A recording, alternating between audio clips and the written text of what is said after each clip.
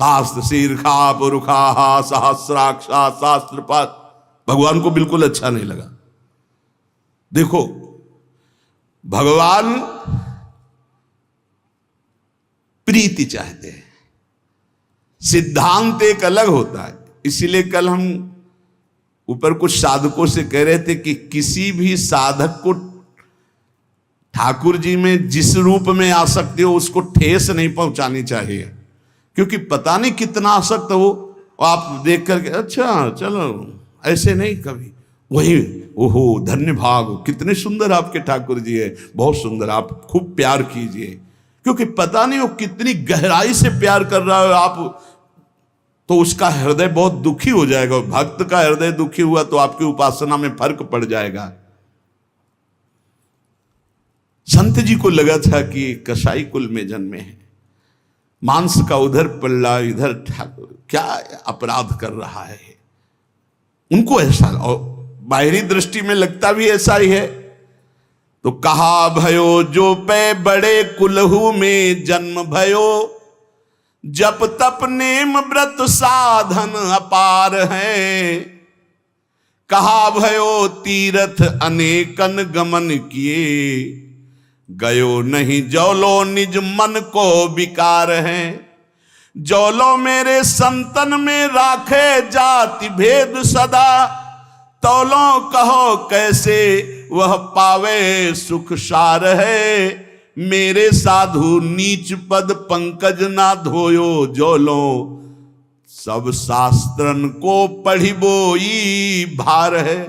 जरा भी भाव किसी भी संत जो भगवत मार्ग के प्रतीक है, जाति पक्ष में रूप पक्ष में इनके तेज तो है नहीं, ये तो ऐसे बिल्कुल नहीं, सावधान, पता नहीं कौन किस कोटि का उच्च कोटि का महापुरुष आपका चिन्ह।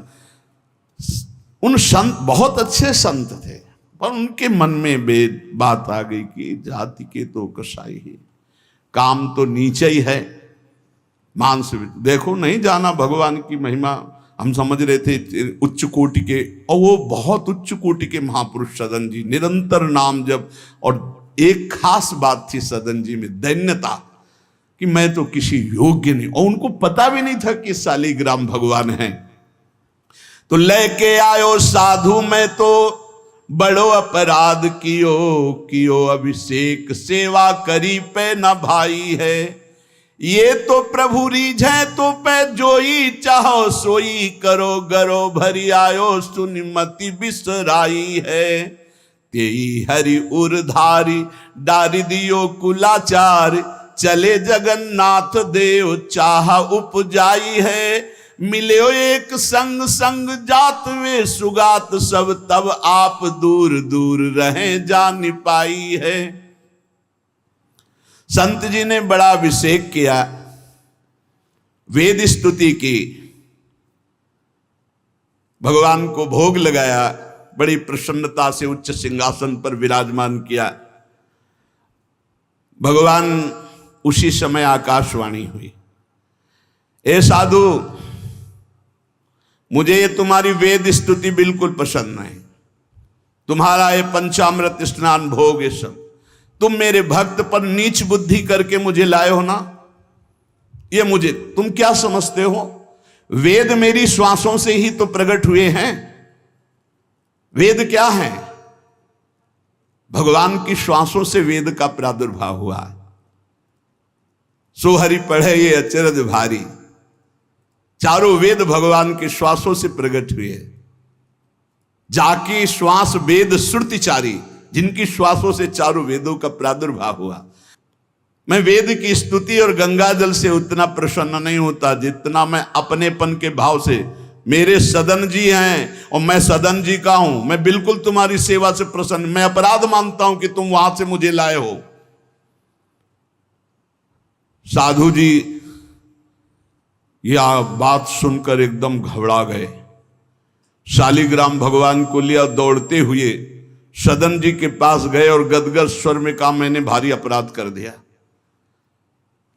ठाकुर जी को अप्रसन्न कर दिया। मैंने आपके प्रति भाव किया कि आप कसाई कुल में आपका अधिकार ठाकुर का नहीं है, इसलिए आप ठाकुर जी को नहीं जानते हो, आप ऐसा ये लो। ठाकुर जी अप्रसन्न हो गए हमसे, हमने तो पंचामृत से गंगा जल से सब अभिषेक किया, पुरुष सूक्त का पाठ किया, ले इस श्री ठाकुर जी को आप स्वीकार करो। विधि पूर्वक सेवा से ठाकुर जी प्रसन्न नहीं हुए, अपनेपन से ठाकुर जी को सबसे ज्यादा अपनापन, प्रेम भाव। सदन जी शालिग्राम भगवान को अब जो देख रहे हैं वो दूसरा भाव है, ये भगवान है, मुझे तो अभी तक पता ही नहीं था। साधु जी जब चले गए तो कहा अब तौलने के काम में तो नहीं, एक सुंदर नवीन कपड़े में ऐसे गले पे लगा लिए, ठाकुर जी गले पे डाल दिए। भगवान रीझते हैं भक्त की अपनेपन की प्रीति में, जो चाहे वो प्राप्त कर सकता है, सिर्फ अपनापन प्रभु को चाहिए।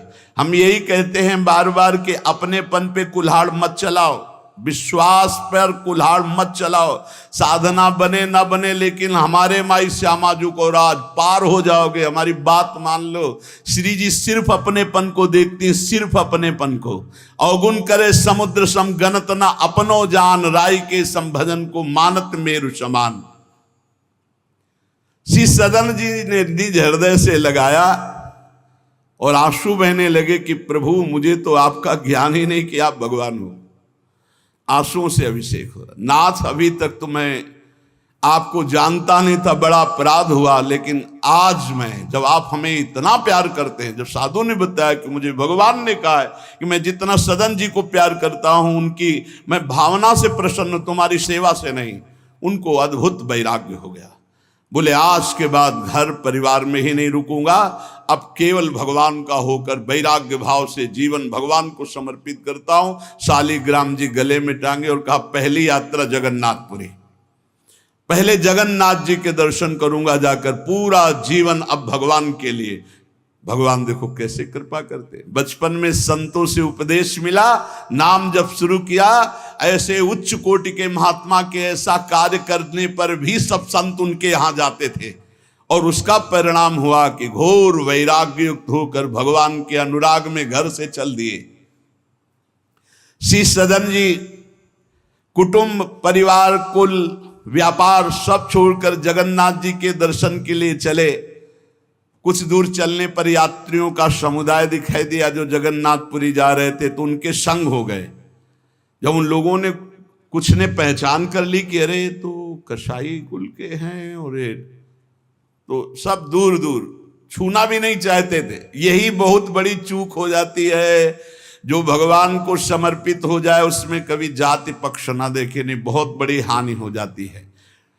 राजसूय यज्ञ में स्वपच वाल्मीकि को आदर सहित पवाकर पूर्ण यज्ञ करवाई भगवान ने। ये बात ध्यान रखना है, अपने जात अभिमान में आकर कभी किसी भक्त का अपमान न कर दे कि वो नीच कुल का है, ऐसा कुछ। जब ये देखा सदन जी ने कि ये लोग घृणा करते हैं हमसे, तो खुद अलग हो गए। सदन जी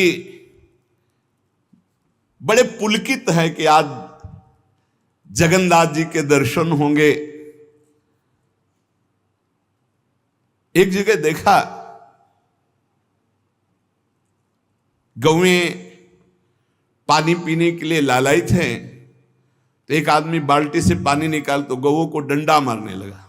सदन जी ने कहा क्यों, पानी क्यों नहीं पीने देते? तो बोले इतना गहरा कुआं है, घसीटने से हमारे हाथ दर्द होते, अपने घर के लिए ले जाएंगे कि इनको पिलाएंगे? तो उनका अगर आप कृपा करें कुछ समय हमें दे दें बाल्टी और मैं भरूं, तो बोले मुझे फिर कोई परेशानी नहीं। भर भर करके 2500 गाय थी, सबको पानी पिलाया। शाम हो गई, पानी खींचने में पिलाने में समय लगा, तो उन्होंने सोचा गांव में भिक्षा मांग लेते हैं और आज रात्रि कहीं एकांतवास कर लेते हैं, सुबह जगन्नाथ जी के दर्शन करेंगे। तो आयो मग गांव भिक्षा ले नई ठाव गयो, नयो रूप देखी को तियारी जी परी है, बैठो या ही ठौर करो भोजन निहोरी।